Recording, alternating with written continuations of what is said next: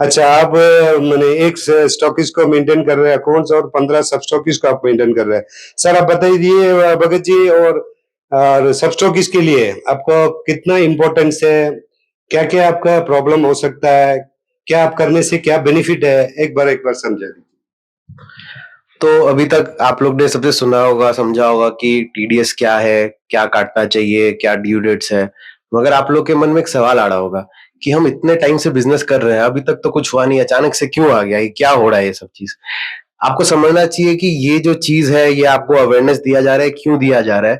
ये इसलिए दिया जा रहा है क्योंकि पहले आप जिस हिसाब से बिजनेस करते थे, या पहले जिस हिसाब से गवर्नमेंट आपका डेटा ट्रैक करता था, और आज जिस हिसाब से डेटा ट्रैक कर रहा है, उसमें जमीन आसमान का फर्क है।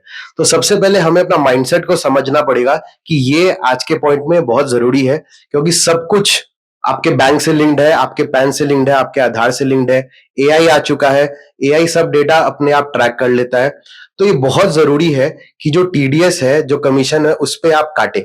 मान के चलते हैं अगर आप ये टीडीएस नहीं काट रहे तो उससे क्या होगा, ये भी इसको भी समझ लेते हैं। अभी तक हमने समझा कि हमें काटना चाहिए।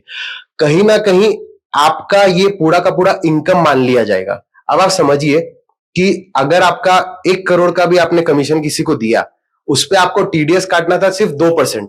1 करोड़ का 2% कितना हुआ? 2 लाख रुपया। लेकिन अगर मान के चलिए इसको पूरा का पूरा हम लोग इनकम मान लेते हैं, तो इस पे आपको 30% यानी कि 30 लाख रुपया आपको टैक्स देना पड़ेगा। तो ये टीडीएस काटना आपके लिए कोई नुकसान नहीं है। सबसे पहला बात तो ये, जैसे बाकी लोग ने भी बोला कि ये आपका पैसा है नहीं, क्योंकि आप ऑलरेडी जो टीडीएस काट रहे हैं, आपको जो सेलर है जो पैसा लेगा उससे आपको काट लेना है। मगर आप नहीं काटे तो सेलर का कहीं ना कहीं बेनिफिट हो जाएगा, लेकिन नुकसान जो होगा वो पूरा का पूरा आपका होगा। तो ये कंप्लायंस बहुत इंपॉर्टेंट है। छोटा सा कंप्लायंस है। अगर कोई भी आपको हेल्प चाहिए, कंपनी से आप फोन करके पूछ लीजिए, कंपनी आपको हेल्प करके बता देंगे। आप जो आपका जो भी चार्टेड अकाउंटेंट है उनको आप कॉल कर लीजिए, या कोई आपको सोर्सेज में दिक्कत हो रहा है कि किसके पास जाए किसके पास नहीं जाए, तो आप अपने स्टॉकिस्ट से के पास भी जा सकते हैं। He is also there to help you. Thank you. Thank you Bhagat ji, बहुत कुछ अच्छा अच्छा पॉइंट बोला है। अभी जाता है सुबीर शाह। दादा नमस्कार। আচ্ছা, আপনার আন্ডারে আছি জয়গুরু, একটা সাবস্টকিস্ট আর 12টা মানে সাবস্টকিস্ট আছে, একটা স্টকিস্ট আছে। আচ্ছা, এখন মেইনলি টিডিএস নিয়ে এখন কথা চলছে। এটা মানে মেইন পয়েন্টটা এখন অনেক লোক কথা বলো, তো আপনি কি গাইডেন্স দিতে চাইছে? এক্স্যাক্টলি, যেটা আমাদের আর্লিয়ার সিয়েরা সবাই সবকিছু বললো, যে এগুলো তো একটা পার্ট আছেই অবশ্যই, কিন্তু টিডিএস এর ক্ষেত্রে স্টকিস্ট থেকে শুরু করে স্টকিস্টের আন্ডারে যে সাবস্টকিস্ট আছে, বা সাবস্টকিস্ট যে তার নিচে রিটেলের সেল করছে, তাদের প্রত্যেকের এগেনস্টে যেটা কমিশন সে রিসিভ করছে, তার যে সেটা যে কমিশনটা পাস আউট করছে, সেটার এগেনস্টে টিডিএসটা ম্যান্ডেটারি 2% কাটা। এবার সামনে বলার যদি কোনো রকম কোনো কারণবশত যদি প্যান আধার লিঙ্ক না থাকে, তাহলে তার ক্ষেত্রে 20% ম্যান্ডেটারি হবে। তো সেই ক্ষেত্রে সাবস্টকিস্টের অবশ্যই এই জিনিসটা অ্যাওয়ার করতে হবে যে নিচে যারা রিটেলার আছে তাদের প্যান আর আধার লিঙ্কের জন্য তাদেরকে অ্যাওয়ার করতে হবে, না হলে তাদের 20% টিডিএস কাটা হবে রাদার দেন 2%। তো যেটাতে তাদের অনেকটাই লস হবে। এবং শুধু টিডিএস এর জন্য না, শুধু এটা as related as income tax part also.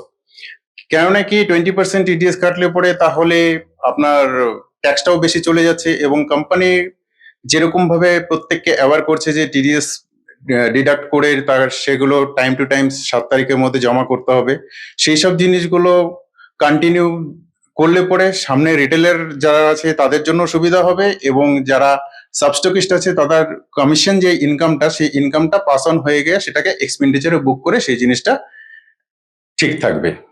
Okay, thank you सुविधा। भावेश अग्रवाल उनके संगे আছে। भावेश अग्रवाल जी, बोलिए आपका ये टीडीएस अपना सबस्टॉकिस्ट और कितना इम्पोर्टेंस है, और इसमें क्या प्रॉब्लम आ सकता है नहीं करेगा तो, और सब लोग प्रॉब्लम के बारे में बताए, कितना बेनिफिट है इसमें? बेनिफिट इसमें सबसे ज्यादा ये है, आपको आगे जाके अकाउंट ठीक से मेंटेन होगा, तो बिजनेस पॉइंट ऑफ व्यू से भी किसी से पैसा लेना है नहीं लेना है, उसका अकाउंट आप जितना अच्छे से मेंटेन करेंगे, टीडीएस वगैरह कंप्लायंस जितना अच्छे से करेंगे, आपका बिजनेस भी ग्रो होगा। आपके जितने भी सब स्टॉकिस्ट है, उसके नीचे आपके जितने भी सेलर्स है, वो लोग आपके पास आएंगे, आपका लेजर सही से मेंटेन होगा, कोई भी पेमेंट नहीं छूटेगा। एंड जो टीडीएस, अगर आप टीडीएस एक कंपोनेंट है, आपको पूरा कंप्लायंस में ही देखना है कैसे आप ठीक से कर सकते हैं। जैसे जितना आप उसको ठीक से करेंगे उतना आपका बिजनेस भी स्मूथली चलेगा, और स्मूथ बिजनेस से ही ग्रोथ आता है। Thank you, thank you. Actually ये टीडीएस मंथली जमा करता है, एक हिसाब से हम बोल सकते हैं ईएमआई साल में एक साथ में टीडी मैंने इनकम टैक्स देता है, तो मंथली मंथली ये तो डिडक्टेबल है, इसको तो एडजस्ट हो जाता है, इसलिए ईएमआई भी बोल सकता है। इनकम टैक्स हम लोग पार्ट बाई पार्ट कर रहे हैं, उसके बाद टीडीएस सर्टिफिकेट दे के एडजस्टमेंट कर लेता है, इसलिए बहुत कुछ चीज आपको बेनिफिट है, ज्यादा है, नुकसान एकदम नहीं है। आपका सोर्स ऑफ इनकम क्या है, कितना आपका इनकम कर रहा है, आप प्रॉपरली दिखाएगा, उसके अगेंस्ट में आपका बहुत कुछ चीज आपको बेनिफिट ही मिलता है। ফাইনালি আমি যাতা উত্তম দা আমার সঙ্গে আছে। উত্তম দা, আপনি বলুন কি মানে সাবস্টকিসকে বলতে চাইছেন? সাব স্টকিস্টকে তো সবসময় বলা হচ্ছে, কিন্তু সাব স্টকিস্ট তো বেশি বুঝে আমাদের থেকে। সাব স্টকিস্ট আমাকেই বুঝাই দেয় মাঝে মাঝে। কেননা টিডিএস যেটা আছে সেটা হলো অ্যাকচুয়ালি অ্যাডভান্স ট্যাক্স,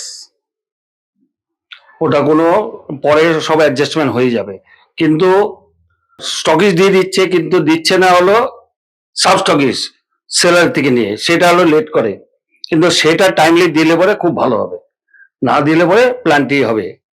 এটা কিন্তু কেউ বোঝার চেষ্টা করছে না, এটা বারবার করে ডেইলি বলা হচ্ছে দিচ্ছি দিব করতেছি করব, এটা করলে হবে না।